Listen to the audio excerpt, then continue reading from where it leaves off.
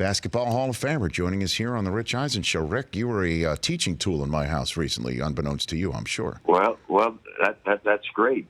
Hopefully, you gave them the proper technique. Well, no, I didn't show them. Do it the right way. I didn't show them how to do it. I used your footage to show them how it's done. I wouldn't do that. But if you wouldn't mind coming down to the Los Angeles area and coming by the house, maybe that would be great. How old are they? They are 10 and 8. Well, you got to use a smaller ball because, you got to have your hands over the top of the ball a little bit. And the problem is when kids start doing it younger, they get their hands under the ball and they develop a technique that, well, it's nice to do it because you get a feel for it, but it's not the technique that you want to use if you actually want to get really proficient at it later in life. See, that's why I need you, Rick. I wouldn't know how to. I wouldn't have known I'm cheap. That. It doesn't cost much. Inexpensive. Let's say that. Okay, you're inexpensive. Well, then let's just say I was inexpensive when I played. When I'm looking at what these guys are getting paid now, Sure. they forgot 3 zeros on my contract. Hey, Rich, the lowest paid guy in the NBA this year, counting the money they get from NBA properties, will probably make twice as much as I made in the best year I ever had. The guy that never plays. Unbelievable. Times have definitely changed, Rick Barry. God bless them, man. I'm happy for them. I'm sure. Good deal for them. I'm sure. So let's get into the finals right now, Rick. What is the mood around the team, best you can tell, around the Warriors right now, down 2-1, and obviously I haven't been around the players. I'll be at the game tonight. I'm sure they're all very disappointed that they're like a mash unit. I mean, they have so many injuries and so many problems going for them, but that's part of what sports is about. It's unfortunate to come down and play your whole season and come down to a chance to play for another championship and not be at full strength. So Toronto did what they had to do. If I were the Warriors, though, I'd be happy about what happened in the last game. You know why? Because if you're going to lose a game, I don't think that Toronto can shoot the ball as well as they shot the ball in that last game in any of the remaining games in this series. They shot out of their mind. And they did it for a depleted team. So if they don't shoot that way and Clay comes back and KD comes back and the Warriors play any kind of reasonable basketball, I don't think that Toronto can shoot that well to beat them. So do they need Durant to pull this off, Rick? Not necessarily. It all depends upon if Clay is back and really can play at a high level. I mean, Boogie didn't have a good game after the great game in number 2. I think what really hurts a lot is that Kevin Looney he was playing so well for them, doing so many good things, and that hurts. So other guys are going to have to step up a little bit, but they have to have. I've always said this, Rich, about the Warriors. When you play them, you have to pray that 2 of their 3 main guys are having bad shooting games. Of course, that's with Durant and with Clay and with Steph. And if that happens, you have a really good chance of beating them. If only one guy's off, you're still going to have to play really well to beat them.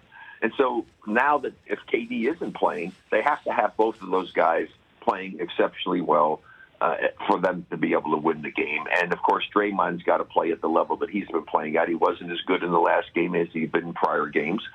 So there's a lot of factors involved. But the Warriors obviously have to win this game tonight in order to give themselves a realistic shot at being able to get that three-peat. And I'm not paying Pat Riley for that. I know, right? Rick Barry, Hall of Famer here on the Rich Eisen Show. So the concept of the box and one being a janky defense, as Steph Curry called it, we didn't see it too much in Game 3. I'm wondering what your thought on that subject that was much of the hoopla of the coverage over the earlier part of the week might be, Rick.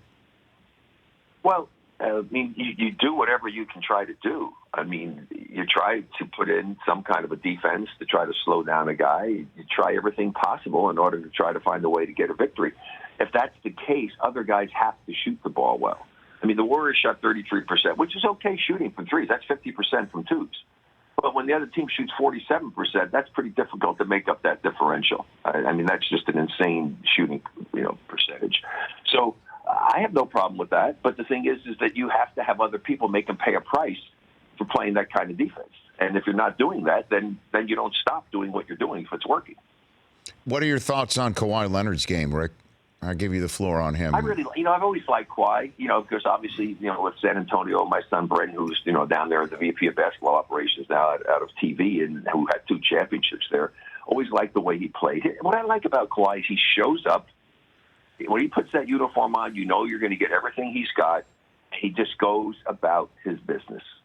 He doesn't try to bring attention to himself. He just goes out and plays. And I love that. I love that about him. Rick Barry, Hall of Famer here on the Rich Eisen Show. The topic du jour, one that I've got tons of callers that want to talk about later on the show, and one I led with is the incident that happened with Kyle Lowry diving out of bounds and getting a shove from a partial owner of the Golden State Warriors and Mark Stevens. I don't know if you know him personally or if you knew him at all or know him at all. I'm wondering if you think this reaction by the Warriors, the fine and the banning for a year from team activities is an appropriate response, Rick. I would think it's very inappropriate what he did, and certainly whatever they justify as a penalty for that, I think it makes some sense. Just like the players have no business being in the stands doing things, with fans. The fans have no business doing anything with the player, and certainly not an owner. It was just one of those things. He lost control. I'm sure of whatever he was. I don't know what the heck he was thinking about, but you just don't do anything like that. It was uncalled for. Did you ever have problems like that when you were playing back in the day?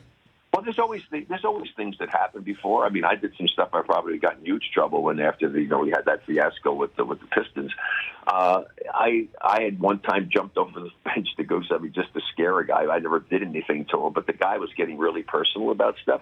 A fan can berate you, say all the things about you personally. When he starts getting into talking about your family and things of that nature, I think that person should be removed from the facility.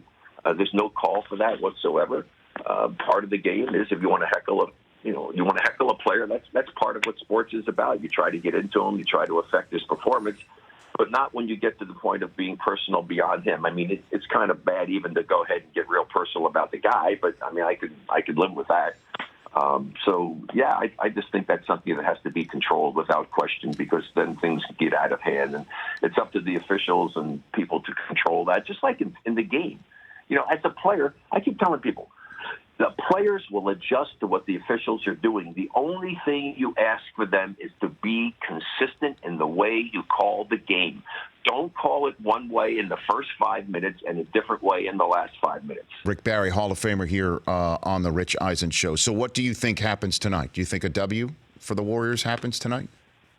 I really, honestly, truly, Rich, I don't know. I mean, I really don't know. I'm really concerned. I don't know what's going to happen if Clay does come back to play. How effective is he going to be? We know that Clay can go out there and just do things that people have never done before, but he also sometimes struggles with his shot. So who knows? I really absolutely totally don't know. That's the beauty of sports. You can analyze it all you want. You can look at the paper. You can look at all the things, but you still got to play the game. You just have to play the game. And I know firsthand. Come on, I was the greatest upset in the history of NBA Finals, 1975. We weren't even supposed to be there. We were a joke. It's going to be one of the worst mismatches ever. And we swept the team that was supposed to sweep us. So I know what can happen. And therefore, as I said, let's just see what happens as the game is played. I do know that the Warriors have got to win this game to give themselves any kind of a chance to be able to come away with their third championship in a row. And I'm praying that they do come through with a good win. And how might a hamstring injury hamper Clay tonight as a shooter, Rick? Well, that's the thing. It could, I don't know. That's what I'm saying. How much is it? I mean, can he play? Is it something that he'll aggravate it again? I mean, who knows? I mean, that's such a touchy little thing. I mean, you just move the wrong way. It could tweak it again. I'm certainly praying that it's not going to bother him and that he's going to be able to play hard. Plus the fact on defense, having to make those quick movements when you're playing tough defense, and he's a really good defender. So how much of an impact is that going to have? We'll find out tonight, I guess. So this is a tough situation for the Warriors to be in. It's a great opportunity, I think, for the Toronto Raptors to have a chance to win their first ever championship by taking total control of the series with the victory tonight. Yeah, well, win or lose, and then as you just alluded to, more of a probability if there is a loss by the Warriors tonight that this is the last game for the Warriors in Oracle, or in the arena now called Oracle, that you go way back in, Rick. What are your memories of this arena? Well, the two fondest memories I have of that arena, because we didn't get to play the finals there because they had an ice show or something going on, so we couldn't play there. We played at the Cow Palace. It would be Game 7. Even though I stunk for most of the game and played well at the end, and we beat Chicago in Game 7 to go to the finals. And also, when that happened, our trainer, Dick DeLeap, was such a great guy, had the presence of mind. My sons, Scooter and John, were both ball boys. And he had the presence of mind, and John was much younger, to scoop John up and run off the court with him to protect him from getting trampled by the fans. So those are my two fondest memories of there and the building. So it's going to be. I hope it's not the last one for them. We'll see what happens. Hey, let me go quickly tell your listeners. Go Sure. to TLC, all small letters, TLC24.net, TLC24.net. And they can get themselves a $2,000 VIP travel card, no cost, no obligation. It will save them money, cheaper than the online services, and a great opportunity to save some money at hotels and resorts worldwide. TLC24.net. I was going to ask you if you had anything you wanted to let my audience know, but you didn't let me have the assist, Rick. You just took it. You just took the shot right there. Well, you know, I've done radio before. No, I know. I know. You know, I was wrapping up. I know you know I was wrapping up. But you shot. I didn't know if you're going to leave me. I didn't know if you're going to leave me hanging or not. I would never do that. Just let me give the assist. You were wide open. You were calling for the ball. I knew it. I'm sorry. I know. But hey, it's better that than you threw me the ball and I missed the shot. Okay, that is true. That is true. Thanks for the call, Rick. Always appreciate it. Thanks for the call. All right, bye-bye. You got it. That's Rick 24 Barry. For more of The Rich Eisen Show, tune to Audience Channel 239 on DirecTV for free on BR Live or download the Rich Eisen Show app.